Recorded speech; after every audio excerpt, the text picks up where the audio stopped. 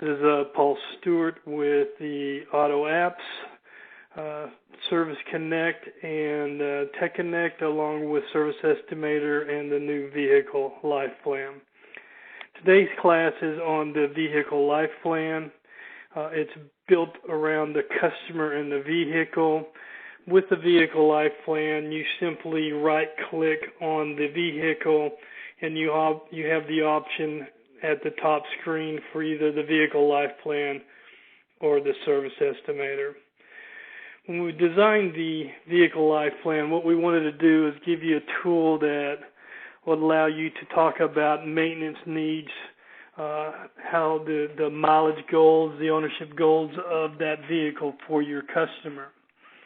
Now, some oil change services are at $3,000, at $4,000, at $5,000, $10,000. Just depends on the vehicle, type of fluid you're using, and how long the customer wants to take care of their car. So when we built this, we allow you to build the intervals into miles, years, months, whatever you would like to track. Every market area is different. Every environment is different. In this case, for this particular Ford Fiesta, if I were to double-click on the oil changes, I can see they've been doing 3,000-mile oil services. We're able to look up into history or active invoices based on the oil filter or any other description you may want to use for looking up oil change, and you can just instantly see when the last oil change was done. By simply clicking on the oil change, it'll automatically fill out the last service date, the last service mileage, and then based on annual mileage.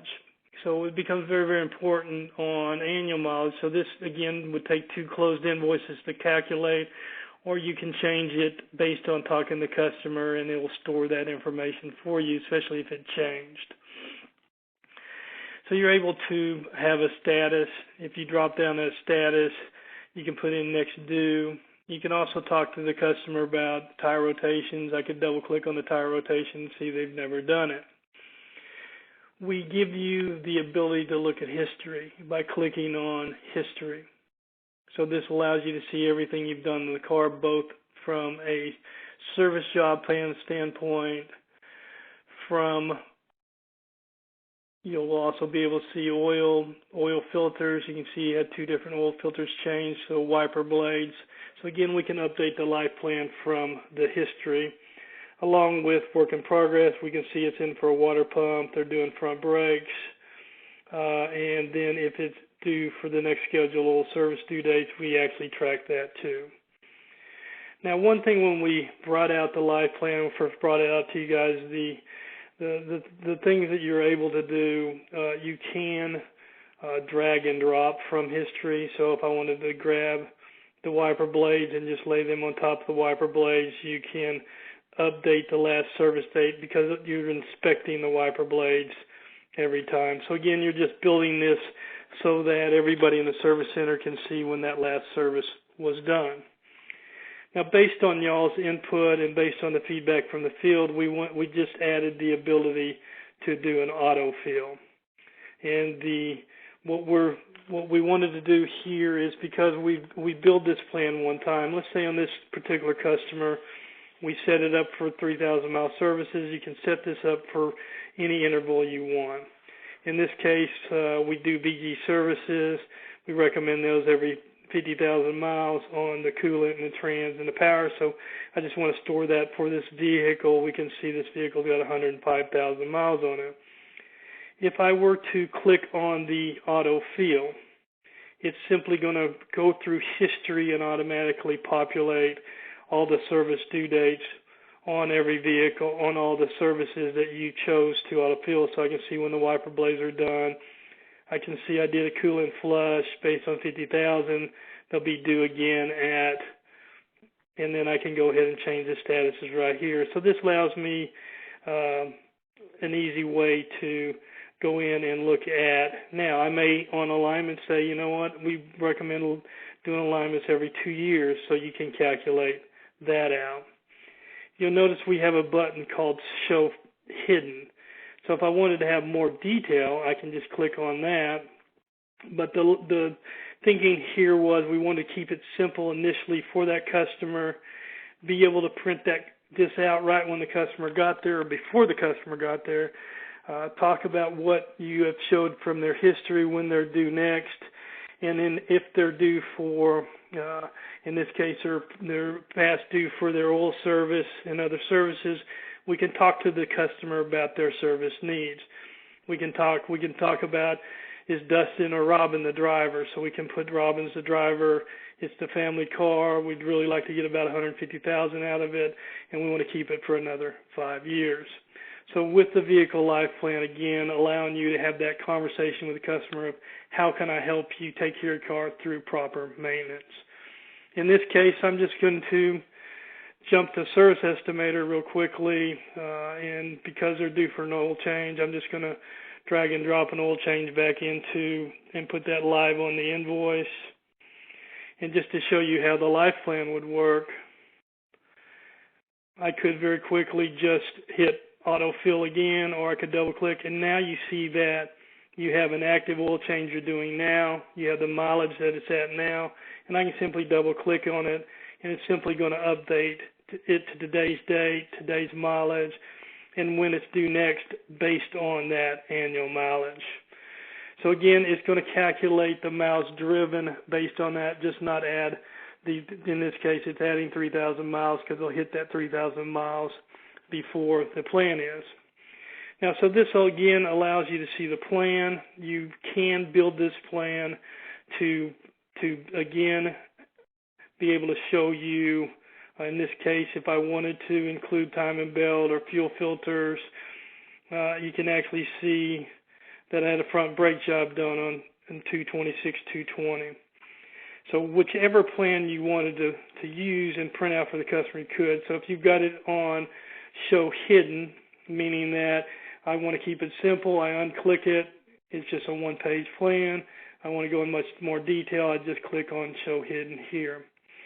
Now everything is built based on this plan, based on if I just wanted to print a summary. The summary would simply give me what the intervals would be, when they're due next, and not put in the last service date. So we give you the flexibility just to print it with the service dates or to print it without the service dates, and also print it with much more detail if you'd want to do that. Again, making it easy when the customer pops in. So I can very quickly, if I just simply jump to a new car, I start the invoice, and all right, or I bring up the life plan, I can see I've never filled out before. In this case, it's a 3,000 mile interval. The tire rotation, I'm just going to autofill this plan out. Again, in 10 seconds, I've done as much history lookup as I can, and it brings up the plan. Now, the way this works, you're going to see this car is only driving 3,700 miles, 3,800 miles a year. We're recommending every 3,000 miles. The last service date, we're doing that oil change today. And you'll notice that instead of adding, and let me just show you, you're able to do editing right on the fly. So if I click on the editing and we go to that oil change service, you'll notice that we can add any mileage intervals we want. So this plan becomes your vehicle, your service center's plan. In this case, if I want to default it to be always 5,000 miles, I may want to default it to, now you'll notice here maximum months. Maximum months means that it's either 3,000 miles or 6 months, whichever comes first. The system's smart enough and intelligent enough to know that we're only driving 1,800 miles every 6 months, so it's only going to add the 1,800 miles to that mileage. That way, when you're going to print out that oil sticker, or you're going to print out, or you're going to send that follow-up, we're going to be doing that with the mileage that they're due at based on their intervals.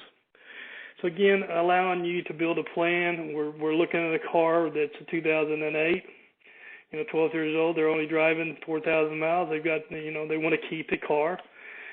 Primary driver is Dorothy. I could again have a drop down of the family, the type of car. I just simply hit update if I make any changes there. And I'm simply building that from the plan. Now, the autofill is just as quickly as you can, let me just show you how this works. And so what we're going to be doing is we're going to say, based on this, I want to be able to go to my power steering, and it's important for your keywords. It's going to search both the labor descriptions and the parts descriptions, or only the labor descriptions, and then you decide if you want it to auto-fill. Not everything you're going to want to auto-fill based on, because you have different descriptions. You have the ability to have different groupings, and you can have different mileage plans, however you want to do it. So based on that, what you're doing is you're looking at your history, and you want to be able to look at your history and see, just like four-wheel alignment, if I went into alignments, I can put the keyword can be wheel alignment, I want to autofill, and I want it to look in the labor. Or I could look in labor and parts, or just parts. I can set up the default to what I want it to be. Again, I could have months, years, miles. You can simply add, if you wanted to do these, add 3 years. You could simply add 3 years. In this case, with alignment, I'm not going to have maximum months, and I just simply save that. So again, the plan becomes what your services plan is. And the key here is, when I'm looking at this, that I put the description that I can just double click, and it knows to pull up wheel alignment. In this case, it was just a road test, so that wasn't the alignment. The actual alignment was done here, so you can look at that. So it's important, even though you have an autofill, based on your descriptions, it may not be that you did a four alignment, or you just. So it becomes really, really important that when you're building this plan and you're looking up services, that the plan becomes, how do you do flushes? What's your descriptions? Because all of it's based on